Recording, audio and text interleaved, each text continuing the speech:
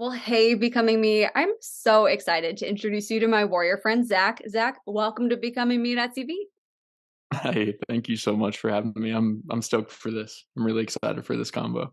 Well, I'm really excited, and y'all, I will not get too ahead of myself, but I have to let you know before Zach introduces himself, what Zach is doing and how he's leveraging his life is literally incredible. So today's conversation is important. I want you to lean in on the edge of your seat, grab some like notes to take notes with. Like it's just we're headed in a really, really exciting direction. So Zach, who is Zach? If someone's like, all right, Emily, I hear you. Now I'm anticipating, like, who is this guy? Who are you? Oh man, gosh, you're stumping me already. No, I It's the would hardest say question.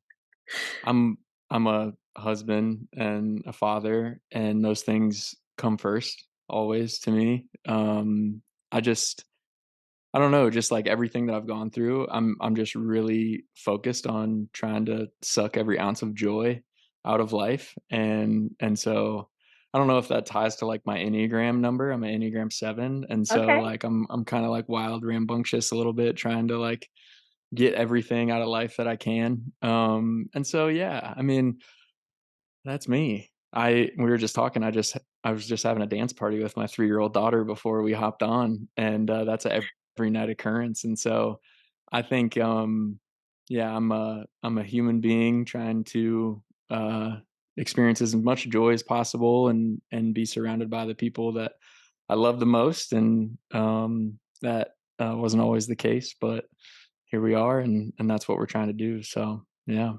That's amazing. Like, I love it. And Enneagram 7, I'm an Enneagram 1, so I totally understand. My sister's a 7, and so I get the pulling joy out of every experience in life. That's awesome. Yeah, I love yeah, that. have Yeah. to. Exactly. Well, let's go there. Let's dive into your story. We got the overview of who Zach is, right? But what has made Zach who Zach is today? What's your story? Um, so actually this morning I was sharing a little bit about myself and about what I do and the organization that we have at a meeting of social workers within a school system here in Columbus. And I started out by just opening up and saying I was diagnosed with an anxiety disorder when I was in 7th grade. And that's kind of like a lean back moment or a lean in moment for a lot of people, but that's why I like to start there. And the thing that really triggered that in my life, really asking big questions, being worried about massive things, struggling with anxiety, having that honestly cripple a little bit of who Mm. I was and who I am, was triggered by my uncle passing away. And it was like these big moments that kind of define us, right? Like there's good big moments and bad big moments. That was a bad big moment that I think really defined me and who I was becoming, Mm. pun intended, with the show. But I think most of the time we work so hard to like shy away from the big bad moments instead of like leaning into them. And when I was in 7th grade, obviously I was trying to run away from that moment, because it was so bad, because my uncle was a father figure in my life. And from that point on, I really struggled with mental health. And that was just a massive part of my story and still is. And I was an athlete, and that year I was like contemplating not playing anything, and that was a huge part of my identity. And I ended up not playing football that year because I was just so like emotionally distraught. And that probably made me more emotionally distraught, like thinking back on it, like I should have like stayed with those things. And but yeah, I ended up playing baseball in college. And my senior year, I uh my junior year, I got a phone call from my dad saying that my mom was like being rushed to the hospital. She had passed out and was without a pulse and came back to, and all these different things, these like big traumatic, again, bad, big moments. And so that year, that summer, I was kind of like traveling back and forth from Iowa to Ohio, just to see my mom and be with her throughout all the testing and all that stuff. Fast forward one more year, I get done playing baseball in college. I graduate my senior year, and I find out that it's like a hereditary heart condition. Actually, the same heart condition that my uncle had passed away from when I was in seventh grade. Same heart condition that my mom is struggling with right now, and I have that same heart condition that I found out that year. And so I had a defibrillator implanted right away because mine had progressed pretty dangerously. And within the first 3 months, my defibrillator went off 3 times. And so that big bad moments, but really good moments too. And they just define who you are. And I think we get to decide what we do with them. Like are we going to lean back from them? Are we going to run away from them? Or are we going to run through them? Yeah. Like there's a great book called "The Obstacle Is the Way" by Ryan Holiday, and that book kind of like changed my perspective with a lot of things that I was going through at that time. 23 years old, you're getting a defibrillator implanted, and you're going to all these tests and different things at like a cardiovascular clinic and a hospital, and you're not surrounded by 23-year olds. You're surrounded by 60, 70, 80-year olds, and everyone's Mm. kind of wondering what you're doing there. But just like the people that I've met throughout that journey, Mm. um, that have helped me like gain perspective and different things just was massive. And I Mhm. would say those moments where like my defibrillator went off and, um, in the last 2 years, it's gone off 2 more times. But those first three were kind of like water splashed in my face, and wasn't a believer until after those. Wow. Uh, and um, I was always like spiritually curious, but never like fully in. Mm. And those moments like kind of s- really like piqued my curiosity of like, man, who is God? Who is Jesus? Um, how can I find out more about them? And so started pursuing that relationship even more. And so, yeah, the big bad moments, I think they're not so bad if we actually like decide and Mm. um, decide to lean into them, and also like have people surrounding us that encourage us to do that. Because I wouldn't say that I was like the most courageous person in those moments. I was trying to run, and people were there like pushing me towards like healing. And Yeah. so just massively grateful for those people in my life at that time, and how they're still like in my life too. That is so powerful, and I love how you even talk through how the big bad moments, it's really what we choose to do with them, right? And so a lot of those moments have shaped you into who you are, who you're becoming. We use that pun, right? And now it's really how you're leveraging and investing your life. And you have a whole organization now where you are utilizing these big bad moments to really help partner with people. So tell me a little bit about the Scattered Joy Project and what you're doing. Yeah, the Scatter Joy Project, it's really fun to do. It's a mental health nonprofit. We launched it in January of 2021. And since then, the last 2 years has been kind of a whirlwind. We really launched it with the idea and the question of what gets in the way. I think Mm. that's a really powerful question for anything, any moment in your life. Like asking, like really honestly asking, like what's getting in the way of this healthy relationship? What's getting in the way of this aspect of my life? Like all these different things. And we sat down and we were kind of defining like the what gets in the way things for mental health, and like how do people not get help and healing in their life. And the first thing was the negative stigma. It's like it's almost becoming like a cliche thing, but it's like cliche for a reason. Like there is a negative stigma associated with mental health, and for some reason or another, when I was growing up, I fought in silence. Mm. I personally, like, my identity didn't allow me to seem weak to other people. Like, it just wasn't who I was supposed to be. Yeah. But really, like, being vulnerable is who I'm supposed to be. Like, we need each other. We are needed and we need each other. And so, like, if I think that I'm only serving and I can't be served, or I can't be loved, or I can't like have compassion like towards me and my struggles, then I'm fooling myself. Like that's how God designed us, to need each other and be in community like that. And so the negative stigma is the first thing, and it's really hard to get over that. And I think it's always going to be really hard, for some reason or another. Um, just because the way like our culture and society is has defined mental illness and mental health struggles and emotionally turbulent times in the past. Um, just hasn't been always the most like tender and gentle Yeah. and so we're trying our best to be a voice for people that need one and start those conversations. The next thing that gets in the way of people getting help and healing is the overwhelming search for care. Like you finally get over that stigma and you're like, oh man, I think I am finally like feeling like I need to get help. I want to get help. I want to see a therapist or a counselor, support group, different things like that.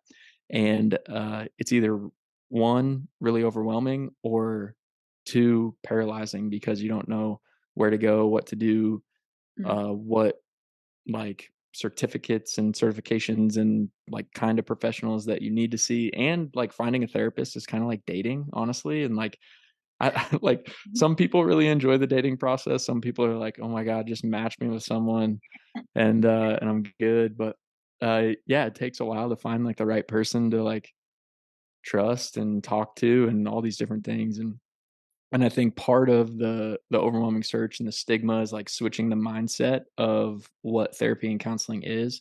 Kind of want to view it more as coaching, you know? Okay. And what a coach wants to do is like make you the best version of yourself Yeah. as possible. Like when I was playing baseball, like I loved feedback from my coaches because it was making me better. And so getting feedback from a life coach or a therapist or a counselor or psychiatrist like that's the foundation of life, right? And so it's like, man, mentally and emotionally, I want to improve in that area.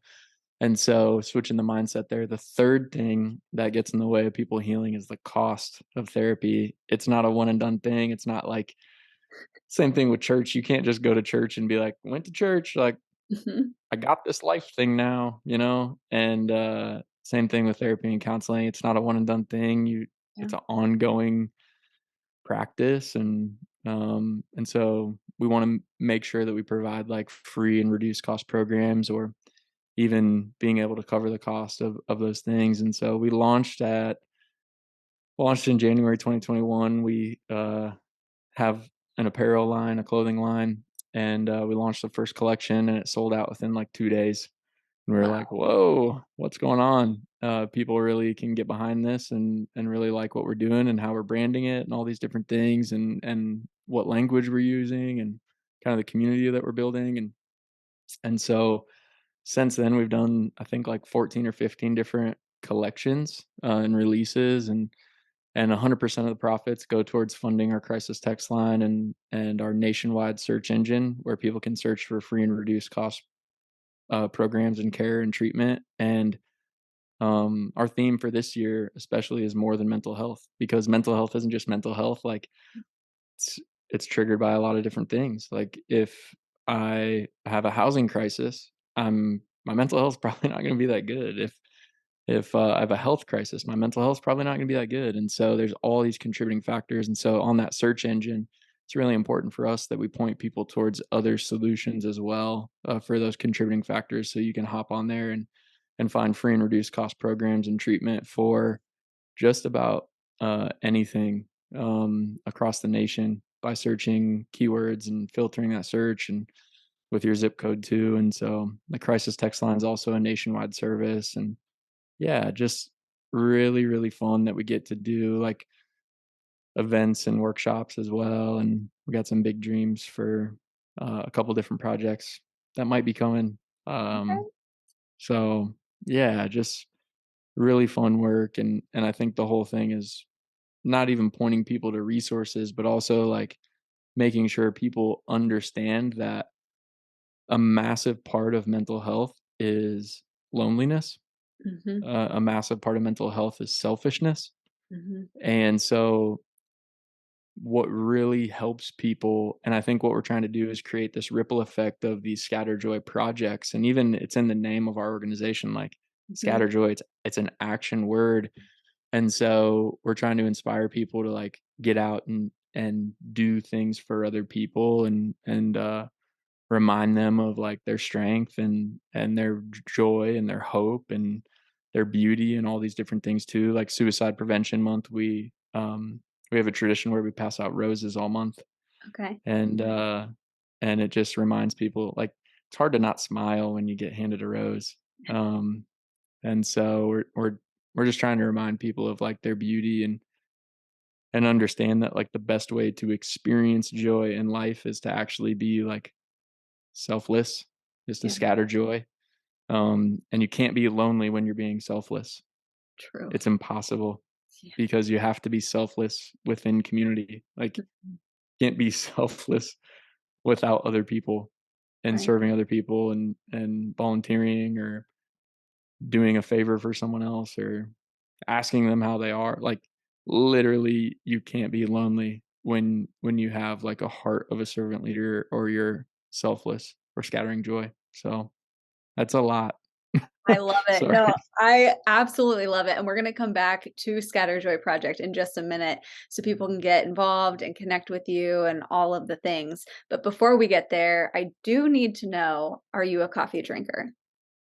I am 100% a coffee drinker. That is like a ritual in my day, 100%. I view pouring coffee as like a meditative practice, like the smell and the sound, and yeah, and the first sip, It's an it's like experience, the meditation. whole thing. Okay, so, like, what is your go-to coffee order if you were out at a coffee shop? So I'm honestly like a just pour over black Ethiopian if they have it, and then later in the day I'll get a latte. Okay. Alright, so Oat let's milk oat milk honey latte. There you Oh, go. that sounds really good. Now I just want coffee, and yeah, I always want coffee, but if you were having, like, a pour over coffee with someone else, you're sitting at a coffee shop, you're talking with them, they're on their own becoming journey, what would you say to encourage them? Um, I would say, it sounds weird, but usually when we're on, like, a becoming journey, or we even think about that word become, we think of, like, moving forward or fast paced and all this different stuff, like, always, like, reaching towards the next. I would say actually change your direction. Mm, Look backward, like, look at the things that, like, you've gone through, or things that have happened in your life, because there's probably some things that are still, like, lingering subconsciously, that, um, when you, like, look at them, dive into those moments, and understand, like, what you can gain from those, you're gonna become a better version of you in the future. And so, I think most of the time, especially in our culture and society, like, in that word becoming, like, sometimes we just have to press pause and be, or sometimes we have to, like, go backwards and see, like, who was I? mhm, What did I go through? And, kinda like, what beliefs do what bel like, there's moments and memories and traumas in our lives that create certain beliefs about the world, and certain emotions that we feel, and those beliefs and emotions create behaviors and mindsets. And so mm, there's, like, a big healing component within trying to, like, identify mm, those moments, and, um like, becoming, like, digging for the gold to become better in the mm, now. And so that's what I would say. I would say actually change your direction. Like, mm. don't worry about the future, don't worry about becoming, focus on who you were, and kinda just be there in the moment, and see what you can heal That first. is so powerful. Dig for the gold so you can become better now. Like that is I'm gonna have to go back and read like and write down some notes from this. I told y'all you needed to write some notes during Zach's story. Oh, Like that man. was gold. So good. Thank you for Uh, sharing that. You know, I know that there are going to be people who are watching your story and they're like, man, I resonate with Zach. I resonate with his story. I resonate with what he's talking about with the Scatter Joy Project. And I want to get involved. Like, I want to scatter joy. How can people be a part of this movement? yeah, so, first go to the website. It's the scatterjoyproject.com. We have a whole page, just dedicated to getting involved. And right now, really, it's not like a typical, like, brick and mortar nonprofit, or like a church where you're just like, hey, I'm going to serve on the auditorium team, or like, I'm going to serve in the worship team, and stuff like that. It's really about, like, living a life inspired to scatter joy. And so I say that to say this, like the volunteer opportunities that we have from like a nationwide aspect is one, uh, getting what we call like our find help cards. Okay. They are a business card, but it's not about us, it's about people. And so on the find help card, there's a QR code for the free and reduced cost programs where they can search for those. There's the crisis text line that we have, the info on that, and then there's the suicide hotline. Mm. And we always give those to people and say, intentionally give them out to people that you know need them or might need them in the future, but then also like leave them in random places. Mm. Like actually scatter them and like leave them in like the grocery store at the like self-checkout thing. And like because it's really hard to ask for help, it's a lot easier when help finds you. Yeah. And so that's the whole goal with those scatter joy cards and the find help cards is like we want people to be able to like Mm. disperse those within the community and see yourself as like help creates hope, and we all are like sources of hope for other people, and it can be the simplest thing. It can be like understanding that these resources exist so that when you encounter someone in a crisis or that might need like a free resource, a free counselor to talk to text, Mm. you know that resource exists and you can like have the information for them and talk to them. um we also just have different workshops that we do, and I think that's a really amazing way to be involved, like, just coming to what we have to offer because you're gonna be equipped with Mm. tools to just help people with their journey, like, afterwards, and so, like, we're not like I said, we're not like the brick and mortar nonprofit where it's like, I'm volunteering during this time at this day. It is literally like activating your life in a way that you say like, no, I'm just going to go scatter joy. And we Mhm. have resources to help you do that. Um, Also like simple ways to get involved is just like buy a shirt and rock it. We literally have had so many people, so many stories like come to us about people asking about their shirt. "Hey, where'd you get that? That's a cool shirt. Like, what is that? What is it?" And there's just something about the name Scatter Joy too that kinda, like, sparks interest in people. There was a story recently about, a lady that was wearing a Scatter Joy t-shirt in a coffee shop coffee, and, um, and the person that I was in contact with was the person that actually asked her about the shirt. "Hey, what Scatter Joy, what is that?" And she got to share her Mhm. story of mental health, and it struck a nerve with the person that was asking because she had just lost her husband to suicide Wow. about 5 months prior, and, um,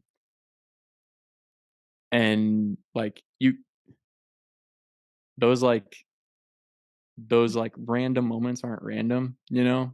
And so to that's the whole goal of the Scatter Joy project is, like, to create conversation and activate people in a way that Mhm. maybe they wouldn't be, in the past, and to, like, equip them with resources and things because now, the lady who, had, Mhm. that story of, like, suicide in her life is now actively fundraising for the Scatter Joy project and sharing on Instagram and like has find help cards and is passing those out and all these and advocating for mental health because that's part of her story. Yeah. And she wouldn't have found that and she wouldn't have found this like empowering part of her story if it wasn't for the Mhm. other lady wearing the t-shirt in the coffee shop, Wow. and having the courage to talk about her journey with mental health and why she bought the T-shirt and why she supports the Scatter Joy project. And so, really, it's kind of like this.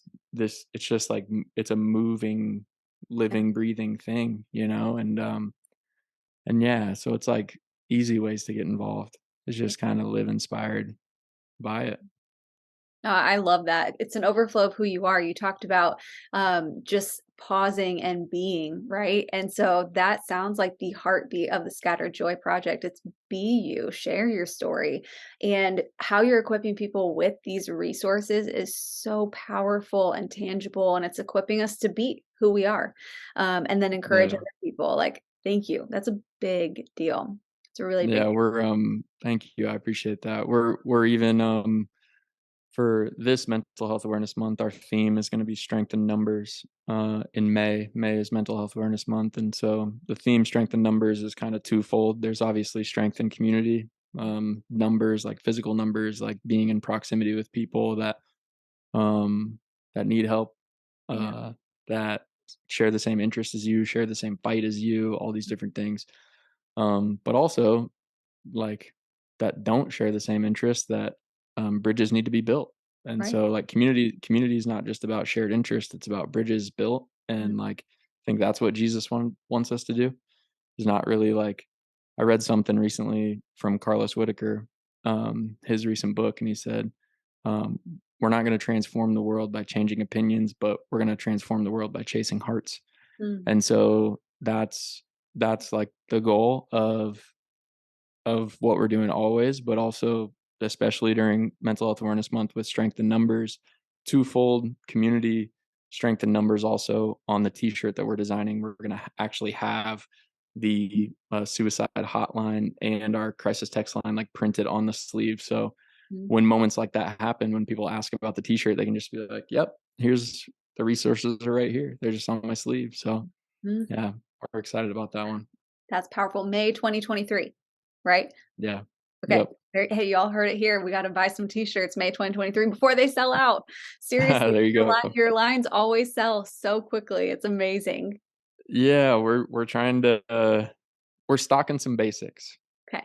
Okay. We do that intentionally with limited supply stuff with like our specialty collections and t-shirts because it creates a sense of urgency and it's kind of cool and we get to like be creative. It's like a creative expression for us and our team to like come out with new things and have them themed. Like this last collection was kind of based on like antiques and Uh-huh. kind of has like a vintage vibe. And so we actually did the photo shoot in an antique shop here in Columbus, and it was just really fun and cool. And there's like we we also like believe in creative compassion, like what you're doing right now with the podcast. That's creative compassion, Mm, and what that does is it inspires other people to like dig into their creative side and act mm, like compassionately for other people within their skills and stuff like that. And so really like our t-shirts and apparel is that expressive healing um aspect for us. yeah. No, it's so cool. I love it. Y'all do such an amazing job. It's absolutely incredible. So, and everybody, we will have the links in the show notes. You can easily click them. You can connect with Zach. You can connect with the Scatter Joy Project. You can buy some apparel, get the cards, all the things. But as we wrap up today, is there anything else that you would want to share with your story with the Scatter Joy Project? I just I think the world needs these kinds of conversations now more than ever. um we're just like, you look at just the big bad moments in our Mhm. culture and society, and the big bad moments have a tendency to divide us more. And so we want to create small good moments that bring us back together. Doesn't have to be like the big thing. You don't have to like be this big thing and do this big thing. Like change happens like incrementally, Mhm. and it's just like how you show up and treat people. Really. And it's like, man, if you want to become the best version of you, like I always have a fear. My biggest fear is like not living up to my potential. Mm, And I felt like God dropped this in my heart maybe like 2, 3 years ago. He says, "You're gonna live up to your potential if you try to help as many people as you can." And it was always like self-centered, that mm, fear. yeah. And the solution is obviously not, it's selfless. And so, man, if we wanna make the world a more compassionate and kind and selfless place, then you just embody that in your everyday decisions and actions, and um, you build bridges, Mm, and you have intentional conversations and you ask questions, you make less statements, and yeah, all that. yeah. No, like, thank you so much for sharing your story, who you are, who you're becoming, and thank you for leveraging your life to create and lead the Scatter Joy Project. What you're doing is so important. You're making a difference. I know you've encouraged me, and you're encouraging so many at BecomingMe.tv. So thank you. We appreciate you. Thank you so much. Thanks for having me.